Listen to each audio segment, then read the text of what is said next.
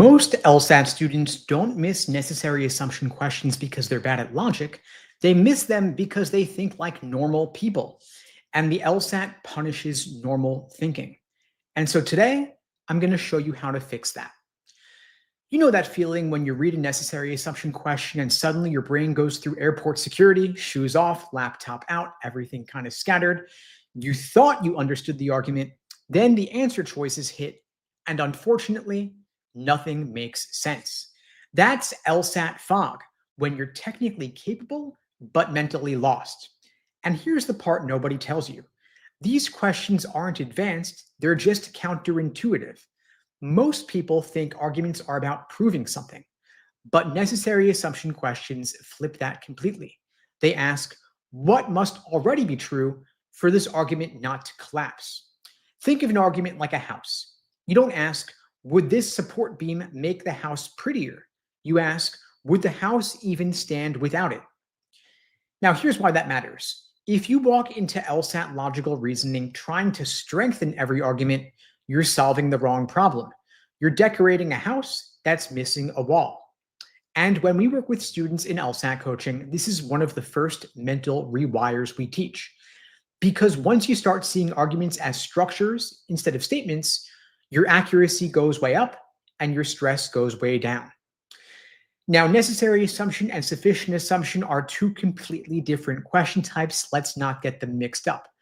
A necessary assumption is asking for what must be true in order for the argument to work. A sufficient assumption is asking what would, if true, guarantee the conclusion. Totally different questions. Now, if you treat them like they're cousins or siblings, you're going to plateau in the 150s or 160s. But if you separate them with different goals, different tools, you unlock your speed and you get a whole lot more clarity. Now, necessary assumption is something the author did not say, but has to secretly believe, but without it, the argument falls apart. Picture a bridge. You have the premises on one side, the conclusion on the other, and hidden beams underneath.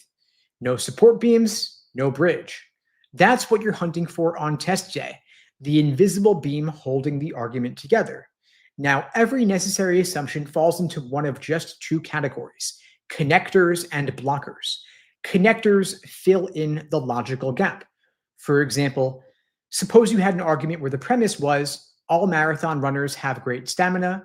Conclusion, Jenna has great stamina, so she must be a marathon runner. That is, of course, confusing necessary and sufficient conditions. So what is the underlying hidden necessary assumption? That only marathon runners have great stamina. That is your connector. In contrast, blockers defend the argument from hidden threats. Suppose you have an argument where the premise was, we should buy new software, it'll increase productivity. Conclusion, therefore, it's a good business decision. An underlying hidden assumption is that this new software is affordable. That is a blocker. It prevents the whole thing from blowing up. Now, if you can spot whether an argument is missing a link or ignoring a threat, you're already going to know the type of answer you're looking for before you even read the choices. Now, I'm going to give you a quick 5-step checklist you can run every single time. First step is to find the conclusion. Ask yourself, what is the author trying to prove? Step 2, find the premises. Look for keywords like because, since, and after all. That's your evidence. Then step 3, spot the gap. Ask yourself, does the evidence fully guarantee the conclusion? Of course, it won't, and that's going to be your hole, that's your gap. Then step 4, predict the necessary assumption. Ask yourself, is it a connector or is it a blocker? What's got to be true for the argument to hold up? Then finally, step 5, negate it and flip it. If the argument collapses, you found your support beam. So here's an example. Suppose you've got an argument saying, installing solar panels lowers the electricity bill, therefore, installing panels reduces total expenses. Might look fine until you ask, does saving on the bill automatically mean total savings increase? Maybe there's a high cost to installing the panels in the first place, and that equipment is prohibitively expensive. So a predicted assumption might be something like, the cost of electricity is a significant portion of total expenses. That needs to be the case. If we negate it and say it is not significant, then boom, the conclusion falls apart. That's how you know that it's necessary. And that checklist we just went through with steps 1 through 5, that's why it works. It forces you to think like the test maker, not your standard test taker. Now, there are some common traps you want to be on the lookout for. I'm going to give you 5. The first is out of scope, when the choice brings in new random information that is not impactful. The second is where it's the opposite of what you're looking for. It might sound good, but it weakens the argument rather than requiring the argument to work. Then you have the third one, extreme language, words like always, never, and must, which are all just too strong. You have traps where they're just restating a premise, repeating what's already said when we're looking for unstated new information.